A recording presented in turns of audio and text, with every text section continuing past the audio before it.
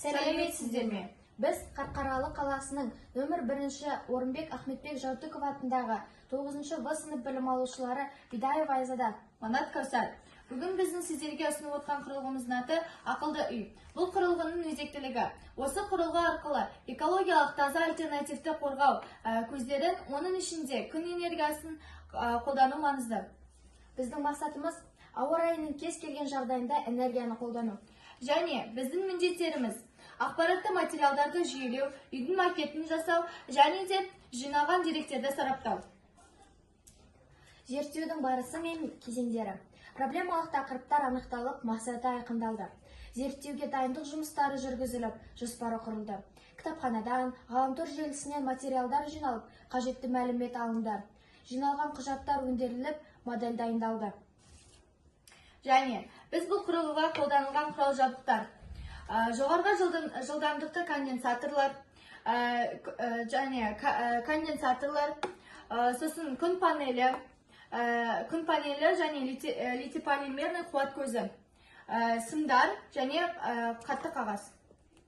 Қорытындылай келе, қазіргі таңда әрбір азамат жеке үйлер, аулалар, көше экологиясы болсын, айналасындағы жағдайға өзі жауапты екенін сезінуі тиіс.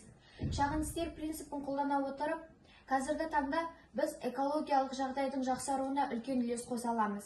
Су, электр энергиясы мен басқа да ресурстарды үнемдеу тек қана қоғамдық пайда әкеле қоймай, отбасылық бюджеттің сақталуына жол ашады. Егер біз Қазақстанды ұрпақ үшін сақтап қалғымыз келсе, еліміздің өсуі мен өркендеуі туралы ойлайтын болсақ, әрқайсымыз өзіміздің санамызды өзгертіп, қоршаған ортаға көзқарасымызды өзгертуіміз керек. Және де тағы да қорытындылай келе, бұл жасыл энергиядан қуат алатын экологияға өте көп пайдасы бар. Және де қаражат жағынан да тиімді болып саналады. Үйдің макетін жасауға күн батареясы, литий-полимерный қуат көзі және жел генераторы және шам керек болды. Күннен және желден энергия алу арқылы литий-полимерный қуат көзінде сақтайды. Қуат көзі арқылы түнде және жағымсыз ауа райында шаммен қолдана аламыз. Литий-полимерді аккумулятор литий-ионды батареяның жетілдірген дизайны болып табылады. Сондықтан жасыл энергиядан жұмыс жасайтын нысанды Қазақстан инженерлері өте қарқынды қолданылуда. Жергілікті жердегі ауа көзінің түсуін анықтай отырып, жасаған ақылды үй құрылғысының адамзаттың пайдасына өте қажет деп есептеймін.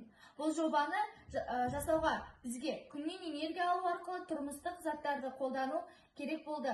Осы жасаған жобамыз халық игілігіне жарайды деп ойлаймыз. Назарларыңызға рахмет.